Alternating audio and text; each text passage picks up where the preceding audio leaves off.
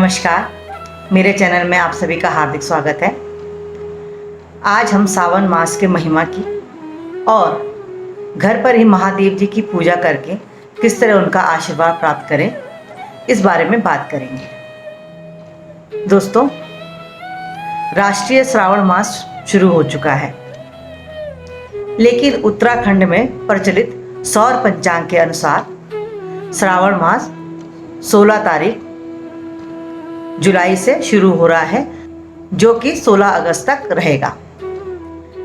वैसे तो दोस्तों, हर महीने की कोई ना कोई विशेषता है, हर महीना हर दिन उत्तम है, लेकिन श्रावण मास सब महीनों में खास है। और वो खास इसलिए है कि यह सावन का महीना देवों के देव महादेव जी को अति प्रिय है। धर्मशास्त्रों में भी इस मास की बहुत ही महिमा बताई गई है, क्योंकि विष्णु जी के देवशयनी एकादशी के बाद, विष्णु जी के योग निद्रा में जाने के बाद सबसे पहला मास जो आता है वो सावन महीना आता है। चतुर्मास का सबसे पहला महीना सावन महीना कहलाया जाता है, इसलिए भी इस महीने की विशेषता अधिक बढ़ जाती है। सावन मास में उत्तराखंड में बहुत पुरानी परंपरा रही है कि शिव मंदिर में जाकर शिव जी को बैल समर्पित करते हैं। ये बहुत प्राचीन परंपरा है और आज भी ये परंपरा विद्यमान है। प्रार्थना स्वीकार हो गई है, इसके लिए भगवान का धन्यवाद करने के लिए बैल समर्पित करते हैं, या कोई प्रार्थना स्वीकार करवानी है महादेव जी से तो इसके लिए भी बैल को समर्पित करते हैं। लेकिन ज़्यादातर प्रार्थना स्वीकार होने के बाद बैल को समर्पित करने की हमारे उत्तराखंड में परंपरा रही है। सावन मास का वैसे तो हर दिन बहुत ही महत्वपूर्ण है, लेकिन सोमवार और मंगलवार दोनों बहुत ही अत्यधिक महत्वपूर्ण है।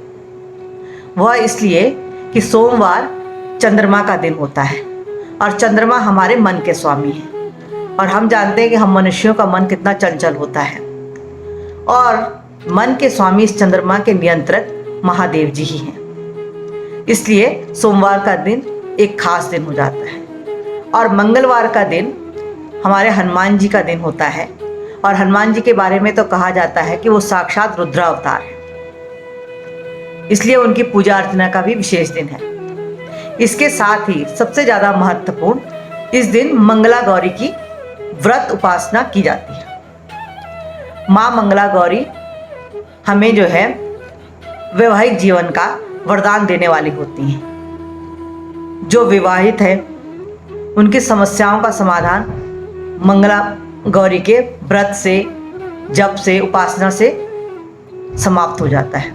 जो भी उनके वैवाहिक जीवन में समस्या हो, अगर हम सच्चे हृदय से व्रत, पूजा, उपासना करें और उनसे प्रार्थना करें अपने वैवाहिक जीवन के, सुखी वैवाहिक जीवन की, हमारी जो समस्या है उन्हें समाप्त करने की, तो वो समाप्त हो जाती है। हमारे बच्चे अविवाहित हैं, वह भी अगर इस दिन व्रत करें, पूजा उपासना करें, तो उन्हें मनचाहा जीवन साथी जरूर प्राप्त होता है, उनके विवाह की अड़चनें समाप्त होती हैं। इसलिए सोमवार और मंगलवार सावन माह के विशेष दिन कहलाए गए हैं। वैसे तो सभी दिन विशेष हैं, लेकिन यह अति विशेष दिन है। सावन मास जल तत्व महीना है, बरसात शुरू हो जाती है और चारों तरफ हरियाली ही फैल जाती है, और इससे हमारे मनुष्य जीवन में बहुत सी उमंगें, बहुत सी तरंगें उठने लगती हैं। इसलिए यह सावन का महीना कई मायनों से बहुत ही अधिक महत्वपूर्ण है। तो दोस्तों, यह तो सावन की महिमा मैंने आपको बताई। अब मैं आपको बताऊंगी कि कैसे हम देवों के देव महादेव जी की घर पर ही पूजा उपासना करके उनकी अनुकंपा प्राप्त कर सकते हैं। ईश्वर तो भाव के भूखे हैं, हमारे मन में श्रद्धा हो, वह भाव हम घर पर भी उन्हें अर्पित कर सकते हैं। तो महादेव जी को घर पर प्रसन्न हम किस प्रकार करेंगे? सबसे पहले तो हम सुबह उठेंगे, जितनी जल्दी सुबह हो सके उठना है, स्नान वगैरह करना है, और हमारे पास एक छोटा सा शिवलिंग अगर है तो बहुत ही उत्तम। नहीं तो आप, लॉकडाउन खुल गया है, मार्केट से एक छोटा सा क्रिस्टल का, पत्थर का, लेकिन वो शिवलिंग बड़ा नहीं होना चाहिए, कतई भी नहीं, छोटा सा शिवलिंग लाकर 4 अंगुल का बस अपने घर में स्थापित कर दें, और अगर हमारे पास पहले से है तो अति उत्तम। और उस शिवलिंग को एक थाली में रखकर हम उस पर अर्घ्य चढ़ाएं, गंगा जल डालकर पानी की धारा उसमें अर्पित करें, दुग्ध की धारा अर्पित करें और शिव पंचाक्षर स्तोत्र का पाठ करें। अगर इस पाठ को करते करते हमें याद है और हम समर्पित कर रहे हैं जल, दुग्ध, पंचामृत, तो ये बहुत ही अच्छा होगा।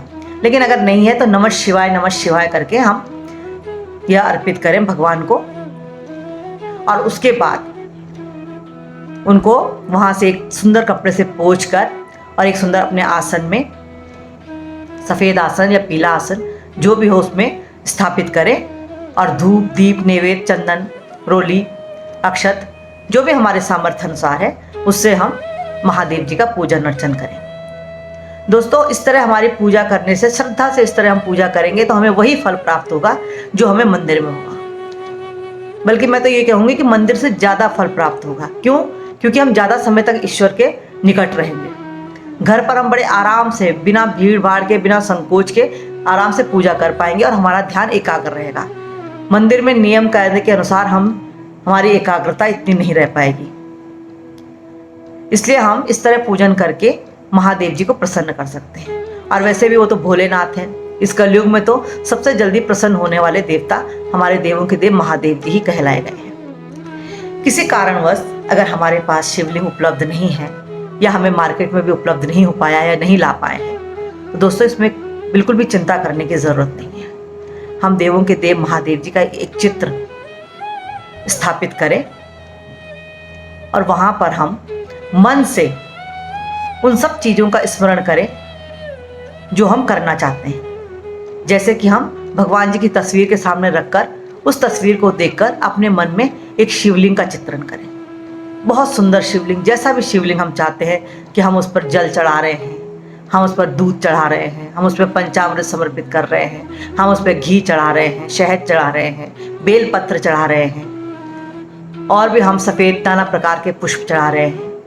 यह सब हम मन से ये भाव अपने मन में लाएं और तब पूजा अर्चना करें तो भी हमें बहुत ही पुण्य प्राप्त होगा।